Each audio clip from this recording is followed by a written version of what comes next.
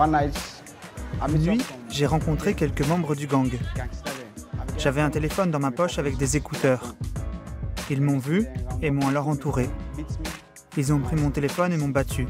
Comme vous pouvez le voir, mon oreille, ma tête. Quand ils m'ont laissé, j'ai appelé la ligne de Don Bosco au 323.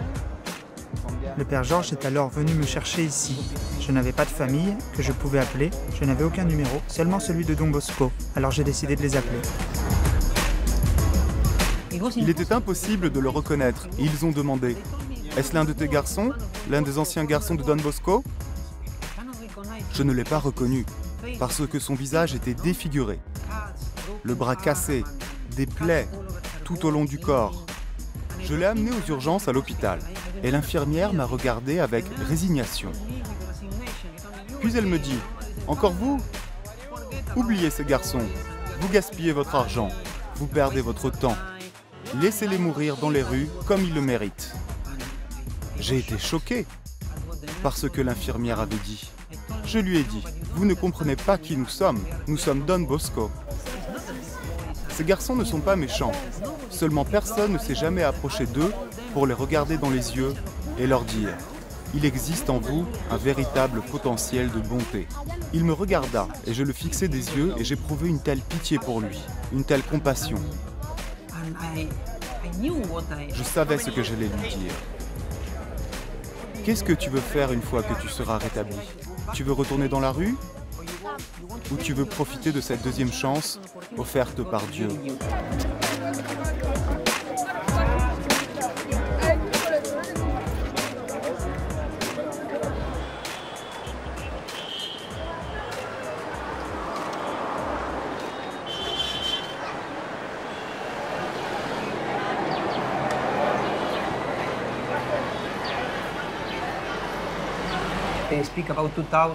Ils disent qu'environ 2500 enfants vivent, travaillent et dorment dans les rues de Freetown, pour de multiples raisons. Je pense que la première est l'extrême pauvreté, même la misère dans laquelle vivent les familles. Certains d'entre eux, par exemple, ne reçoivent pas d'argent de leurs parents pour pouvoir payer leurs frais de scolarité. Que font-ils ? Ils se disent « Bien, mes parents ne paient pas mes frais de scolarité. Je dois donc aller dans les rues pour travailler, collecter de l'argent qui me permettra de retourner à l'école. » D'autres les enfants vivent dans les rues à cause du travail. Leurs parents les exploitent leurs enfants. Et au lieu de les envoyer à l'école, leur demandent de sortir dans les rues pour vendre des gâteaux, vendre des cacahuètes, vendre n'importe quoi. La fin de l'épidémie d'Ebola a certainement créé une nouvelle génération d'orphelins. En Guinée et en Sierra Leone, 8000 enfants ont perdu l'un ou les deux parents. Ces injustices ont souvent laissé les orphelins d'Ebola sans autre choix que de sortir dans les rues. Salut Salomon, comment vas-tu? Je suis resté avec mes amis sur la rue Fisher. Qu'est-ce que vous faites? Je collecte les déchets sur Upper Regent Road. Alors tu balayes les rues? C'est ainsi que tu survis? Oui, c'est ainsi que je survis. Je vais blanchir mon uniforme parce que je vais aller à l'école. Waouh, tu fais tout cela pour payer tes frais de scolarité? Oui. Waouh.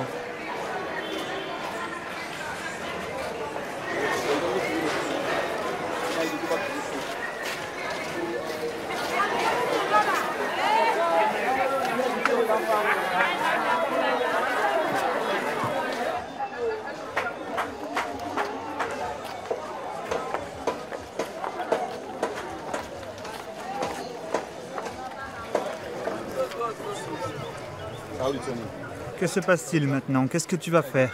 Combien as-tu trouvé? Je ne le sais pas jusqu'à ce que je le pèse. Montre-moi. Combien as-tu pour cela? Avec l'aide de Dieu, je ferai aujourd'hui 4 $. Waouh, tout le faire. Alors ils vont poser le sac entier? Oui, ils le feront.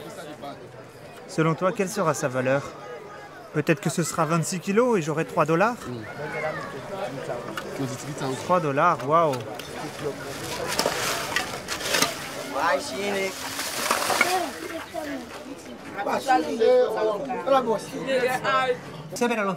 Plusieurs d'entre eux sont encore ceux qui étaient rebelles et enfants soldats pendant la guerre. Parce qu'ils ont connu la guerre, les conséquences de la guerre, ils continuent à avoir recours à la violence. Ils ont subi des violences, mais ils les ont également fait subir aux autres. Et plusieurs d'entre eux sont très malades, faibles et maigres.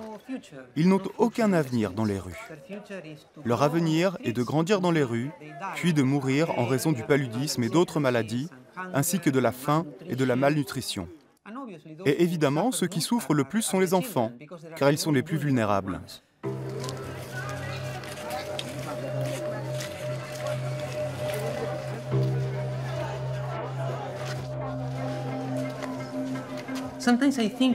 Parfois, je pense que j'aimerais écrire une Via Crucis sierra-léonienne, parce que je vois les stations de croix.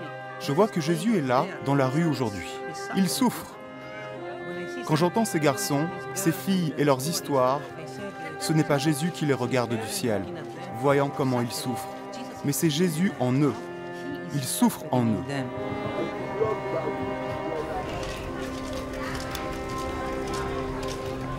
I'm on the streets, let me say, throughout my life from 13 years of age.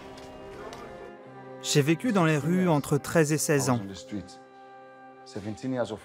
À 17 ans, j'ai rencontré un travailleur social nommé Monsieur Momu. Nous nous sommes rencontrés dans les rues. Nous avons parlé et il m'a expliqué ce qu'était Don Bosco. Un de mes amis a dit « Je suis allé à Don Bosco hier, j'ai beaucoup mangé, ils m'ont parlé. » Et alors j'ai dit « Ok, laissez-moi aller voir. » Monsieur Momu a eu la patience de revenir dans les rues, une fois, deux fois, trois fois.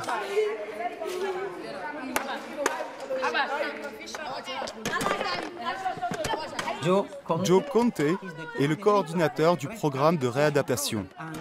C'est merveilleux, vous savez, car il est dirigé par quelqu'un qui est venu de la rue, qui connaît les règles de la rue, les problèmes des rues. Il peut mieux comprendre les garçons. Il a la capacité de conduire ses enfants hors de l'enfer et de transformer leur vie. Parce qu'il l'a déjà fait.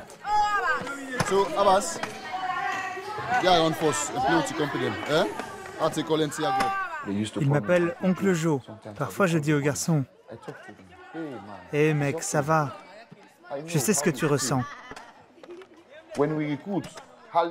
Il y a des cas où les garçons viennent ici pendant une semaine, puis veulent rentrer dans les rues, parce qu'ils sont habitués à fumer de la marijuana, habitués aux jeux et aux drogues.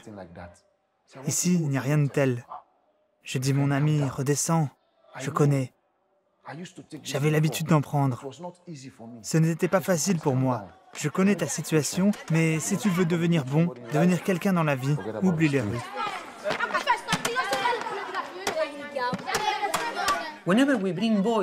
Chaque fois que nous ramenons des garçons ici, pendant le premier mois, je leur dis que maintenant, nous avons la rue au sein de Famboul, car toute provocation conduit à une lutte pour imposer sa volonté à quelqu'un d'autre.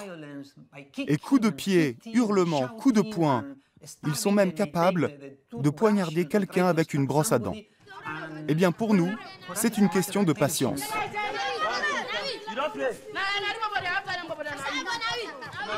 Et je leur dis toujours, regarde, si tu as un problème, tu ne résous pas le problème en luttant, en t'imposant par la force. Si tu as un problème ici, nous nous asseyons, nous dialoguons. Nous apprenons à accepter l'autre tel quel. Nous apprenons à pardonner, à parler, à être tolérants envers les autres. Penses-tu que ta façon de réagir est juste? Penses-tu qu'il est bon de prendre un morceau de bois pour frapper frère Julius? Penses-tu que c'est juste? Alors tu voulais détruire le baby-foot?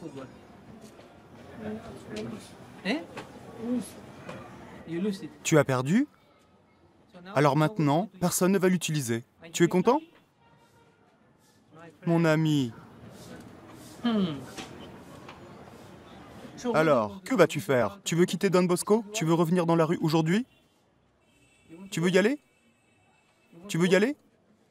Dis oui ou non. Si tu ne veux pas partir, tu dois changer.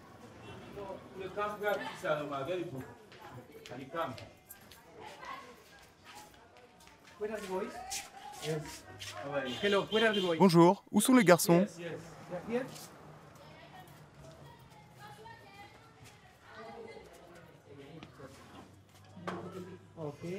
Il y a eu un incident aujourd'hui.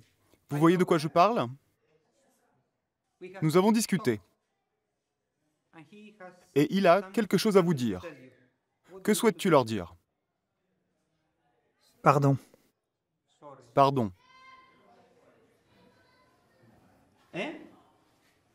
Que veux-tu dire par là? Pardonnez-moi.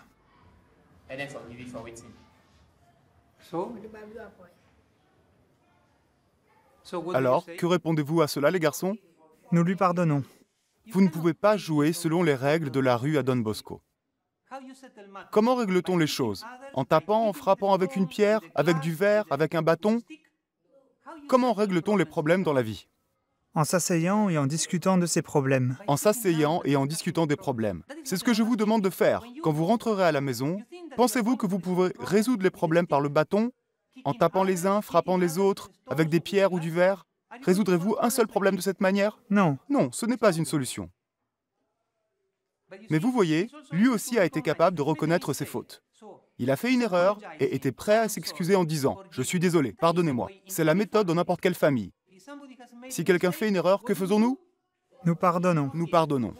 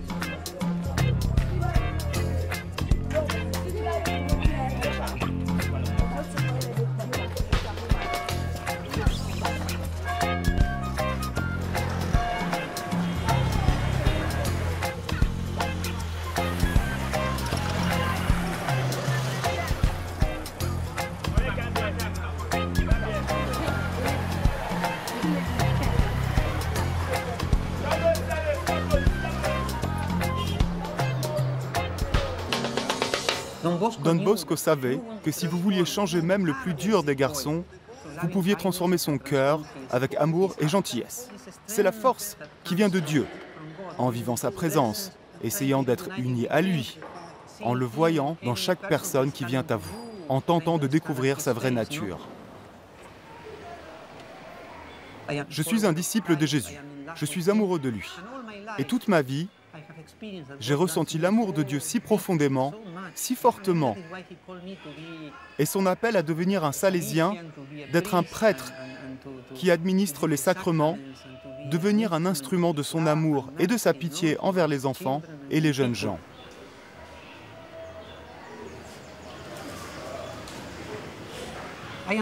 Je comprends le pape François quand il dit par exemple « Ne faites pas de projets pastoraux assis à votre table ou à votre bureau. Faites des projets en périphérie. Allez et restez avec les démunis. » C'est ce que nous faisons ici, en Sierra Leone.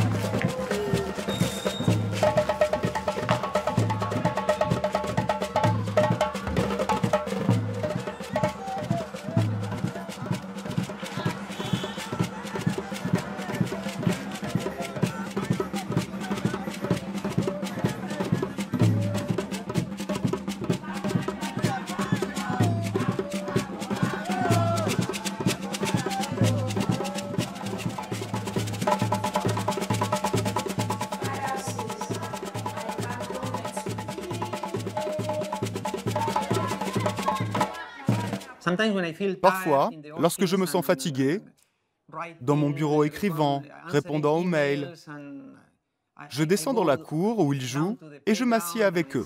Je commence à jouer avec eux et je me sens heureux.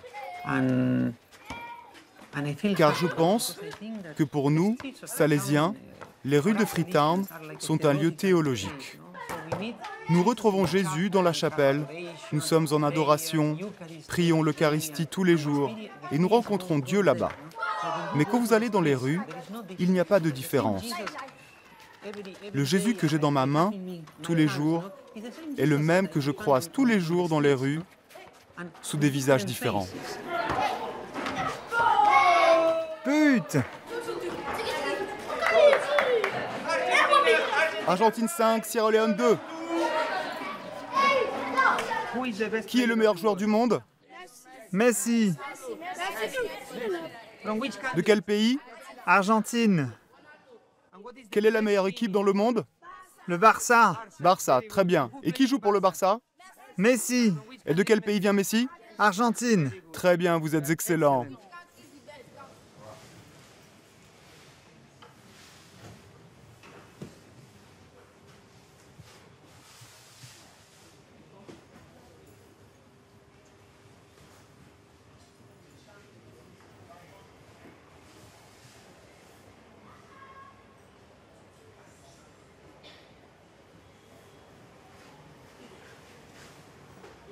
Lui, c'était Ibrahim, le vendeur de gâteaux.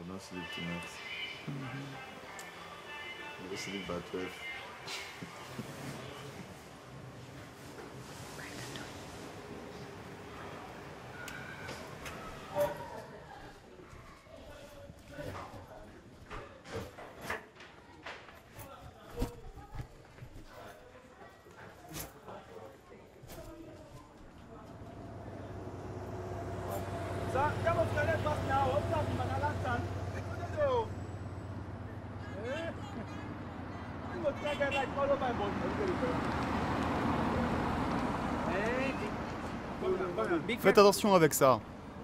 Qui est ce garçon? Le garçon le plus populaire en Angola? Comme il le dit lui-même, et toutes les filles lui courent après? Alors quels sont les principaux problèmes en Angola? Notre principal problème est que nous n'avons pas assez de toilettes. Et la criminalité? Y a-t-il de la criminalité en Angola? Non, il y a 300-400 familles, dans certaines pièces de 10 à 16 personnes. Dans une chambre, 16 personnes? Steven?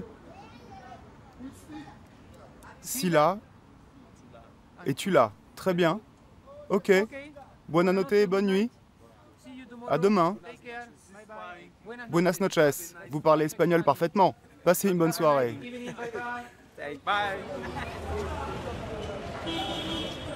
Non, nous n'attendons pas qu'ils viennent ici. Nous sortons dans les rues régulièrement. Parfois toutes les nuits pendant un mois. Nous allons dans les rues et essayons de voir où ils vivent, travaillent et dorment. Nous y allons. Nous sentons la pauvreté. Nous voyons les ordures dans les rues. Nous voyons les rats dans les rues. Ces mêmes rats qui mordent les pieds des enfants lorsqu'ils dorment près des marchés. Et cela vous fend le cœur. Vous ne pouvez pas rester indifférent. Je peux imaginer que si je ressens de la compassion, que peut ressentir le cœur de Jésus pour ses enfants aujourd'hui? Dieu n'a pas de main. Donc nous sommes les mains de Dieu. Dieu n'a pas d'œil pour exercer sa pitié. Alors nous sommes ses yeux. Lorsque nous allons dans les rues, essayons de voir avec les yeux de Jésus. Si Jésus marchait dans les rues de Freetown aujourd'hui, vers qui irait-il? Clairement, il partirait à la recherche de ce garçon.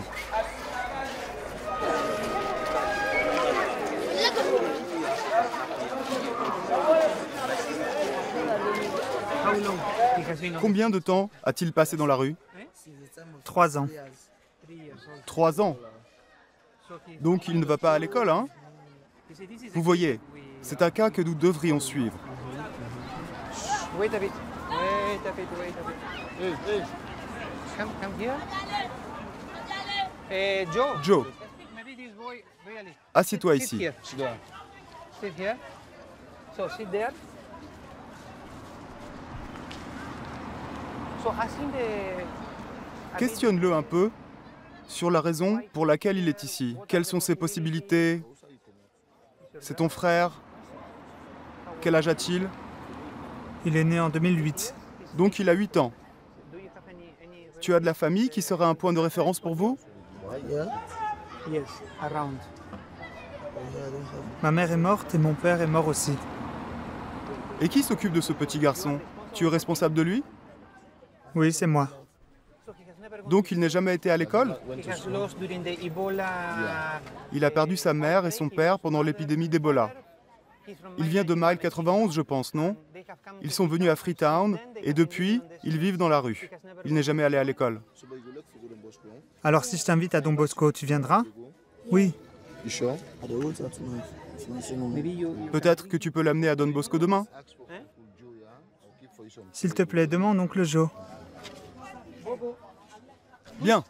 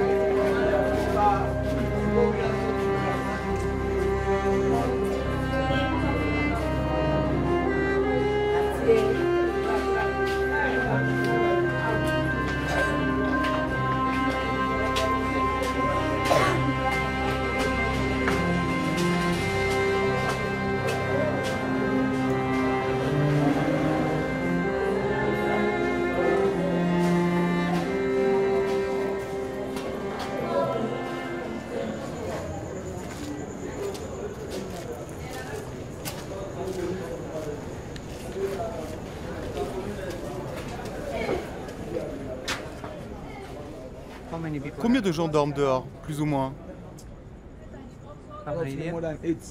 Plus de 800. Des enfants d'Angola? Non.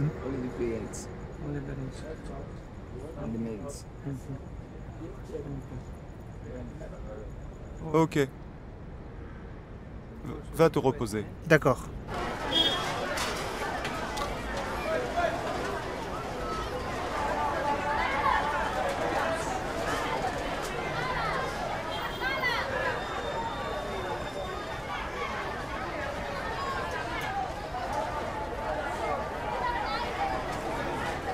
Allô, Michael? Oui, merci de votre appel, oui. Les deux images que vous avez vues sur WhatsApp ont été prises hier soir, vers 19h30. Nous finissions les prières, l'adoration dans la chapelle, et ils ont crié qu'une maison prenait feu. Et il semble que c'était la faute de quelqu'un qui avait laissé un feu sans surveillance. C'est arrivé très vite. En près de 2 heures, tout avait brûlé. Tout était construit en panneaux de fibres, de bois. Donc, c'était impossible à éteindre. Non, non, aucune victime, Dieu merci. Nous sommes en vie grâce à Dieu. Les choses matérielles sont des choses matérielles. Eh bien, les pompiers sont arrivés, oui, mais vous connaissez la situation en Sierra Leone. Donc, le véhicule de la première brigade est arrivé et il n'avait pas d'eau. Le véhicule suivant ne fonctionnait pas. Donc le feu s'est propagé très très vite. Et il y avait du vent aussi cette nuit-là. Des jeunes hommes, même certains originaires d'Angola, ont essayé d'arrêter le feu, mais c'était impossible, oui. Nous avons dû ouvrir les portes de Don Bosco, évidemment. Au départ, c'était un peu le chaos. Maintenant, le lendemain, Rien, absolument rien n'est resté. Ils ont vraiment tout perdu, car il n'y a pas eu de temps pour sauver des biens.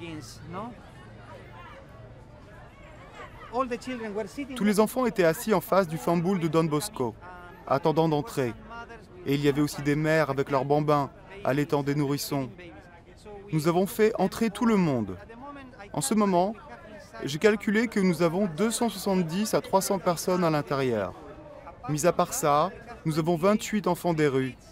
Il y a aussi 24 filles, 58 orphelins d'Ebola, 225 détenus dans la prison de Padimba, des jeunes du centre de correction et d'autres de l'école. Oui, tous anciens enfants du Famboul de Don Bosco. Il y a plus ou moins 470 personnes qui recevront un kit pour l'école sur quelques 1000 personnes en ce moment. Les enfants sont très très heureux. Ils dorment sur des matelas, ils mangent 3 repas par jour. Je dois ajouter que beaucoup d'entre eux ne mangeaient qu'une fois par jour en Angola. Nous avons dû tout acheter. Ensuite, des gens sont venus, nous offrant du riz et des haricots, des matelas. Un membre du Parlement est venu faire des photos. Et ensuite, leur a donné 2 sacs de riz, ce qui représente tout ce que nous avons reçu du gouvernement pour le moment. Combien de temps? Nous ne savons pas comment les choses vont évoluer. C'est une urgence, une intervention de crise. Nous n'avons pas peur. Nous savons que nous sommes entre les mains de Dieu. Nous croyons en sa providence. Quand nous avons besoin de choses pour les enfants, le Seigneur nous fournit toujours. Et tout ce que nous recevons revient aux enfants. Non, je ne m'inquiète pas. Je ne m'inquiète jamais.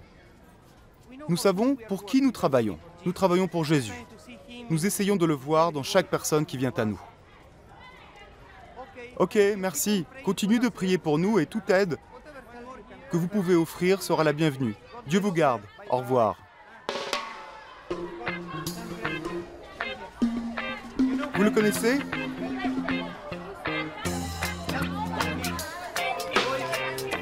Les garçons de l'autre côté.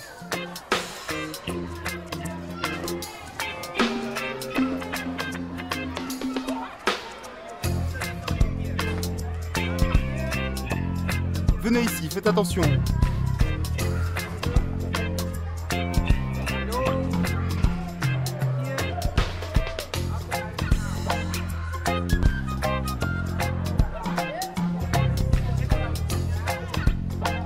Vous le connaissez? Qui le connaît? Vous le connaissez? Oui, Il est d'Angola? oui. Bien joué.